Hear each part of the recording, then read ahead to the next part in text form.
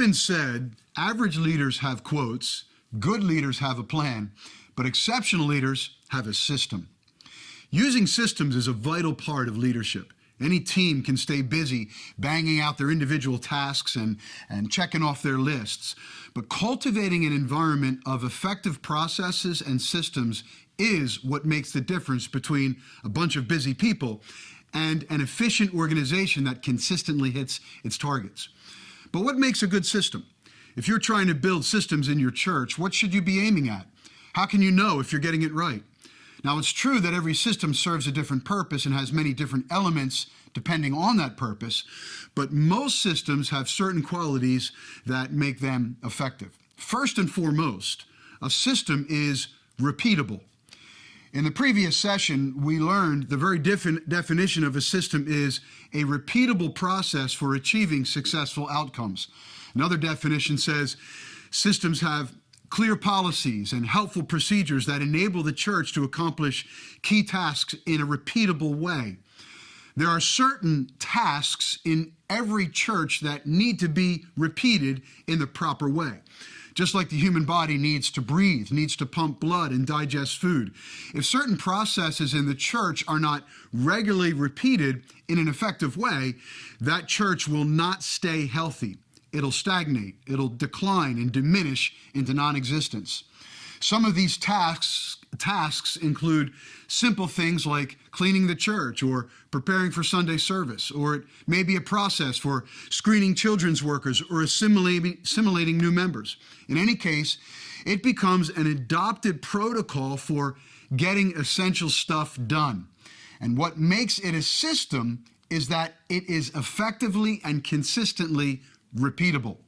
Secondly, an effective system is clearly defined and easy to follow. In fact, the best systems are intentionally designed and written down to maintain consistency regardless of who may be carrying it out. It's what we call policies. Policy is defined as a deliberate system of principles adopted by a governing body to guide processes and achieve specific outcomes. In our church, we have policies that define how we conduct background checks on youth and children's workers. We have policies that define how offerings are collected and processed, how often financial audits are done, how we follow up on visitors, and how they are assimilated into membership. These are systems, and they are defined by written policies established by our governance teams. When a system is written down, it accomplishes two things. The first is quality control. It ensures that certain protocols are followed and not deviated from. When systems are not written down, people tend to cut corners and do their own thing, if they do it at all. But when procedures are written down, it ensures those procedures will be repeated and certain standards will be maintained. Secondly, when a system is written down, it promotes cohesion on the team. There's nothing worse for a team than chaos and confusion. If people don't know what goal they're supposed to achieve, who's supposed to do what, and how it's supposed to be done, they get frustrated, morale breaks down, and people lose confidence in the mission. But when processes are clearly defined and easy to follow, then everyone knows who's doing what, what's supposed to be done, and how it gets done. Teams have this kind of organization and cohesion. A third quality of an effective system is strong ownership. Systems are only as good as the leaders who manage them. Policies will be forgotten. Procedures will be circumvented. People will take shortcuts. So for a system to be effective, it must be clear who owns and who champions that system. In other words, when a person has clear ownership of a system, they will consistently enforce it. They'll make sure that the right people know how the system works, why it matters, and how things get done. So every system, in order to succeed, must have an owner. And when we design these systems, when we write them down, it must be clear who is in charge of the system and who will be held accountable if the system breaks down. And when responsible people are assigned to the ownership of a system, it promotes excellence and consistency. The fourth quality of a good system is it points people to a process. Systems and policies often protect leaders from looking like the bad guy. Too often, leaders are expected to make decisions on behalf of people on the basis of an alleged urgency. When the leader tells someone no or denies their request, it can be awkward and even offensive. But when there is a system, it takes the pressure off the leader and points people to a policy or a process. Sometimes a ministry head will ask the pastor just before a Sunday service begins to announce their potluck or some special event they're having next week.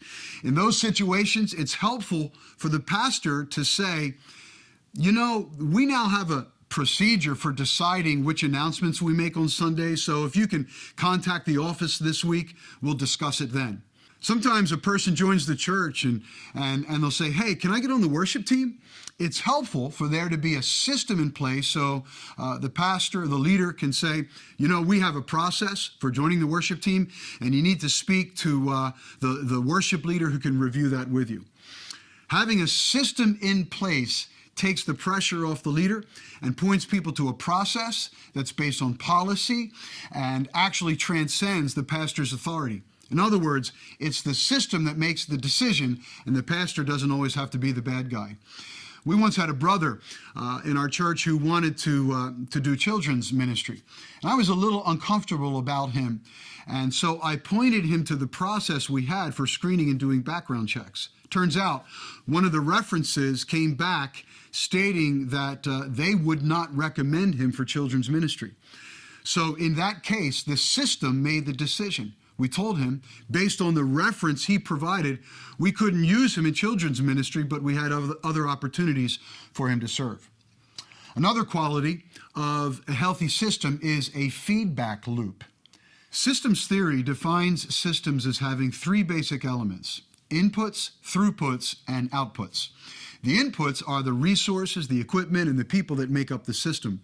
The throughput is the workflow or the energy within the system, and the outputs are the results or outcomes that the system produces. But there's another element defined in systems theories called the feedback loop. It's the information or the feedback that comes from the system's output to the system's input that affects the system's throughput. A negative feedback loop from the outcome indicates a problem that should be corrected. Positive feedback identifies processes that work well and should be advanced. It's an important analogy for us as leaders. We must create a culture in our systems that allows for open feedback. And the best feedback we will get comes from the people in our systems. They need to know that they can speak openly and candidly about our processes. They need to know it's safe to challenge our ideas and disagree with our opinions. If all you have is yes men who are afraid to share their opinions, then you've shut down your feedback loop and your system has become ineffective. So encourage discussion, critical thinking, even opposing viewpoints are valuable. Promote a culture in your system where feedback is valuable and rewarded, and your system will reap the improvements. The sixth quality of effective systems is they support the vision of the church. Francis Chan said, "Our greatest fear should not be of failure, but of succeeding at things that don't really matter." Stephen Covey said, "If the ladder we're climbing is not leaning against the right wall, every step we take just gets us to the wrong place faster." The work of leadership is to ensure that the systems we build support the vision God has given us. It's not enough to have a system for inducting members or adding numbers. It must be a system that ensures they are truly born again, agree with our doctrines, and own our cultural values.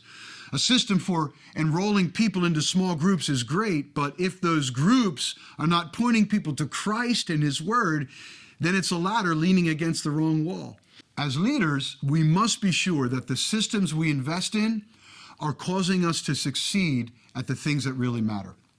The seventh and final quality is the system exists to serve the people. People don't exist to serve the system. We must be careful not to become so systems-oriented that we forget the systems exist to serve people. Don't allow the system to become more important than the people it's meant to serve. This is a delicate balance because systems are meant to be objective and impartial. They're designed to focus on a process that achieves an end.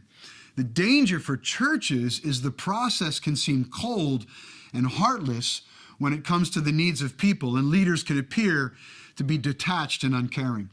There was a time in our church when people remarked how efficient we had become, like a well-oiled machine.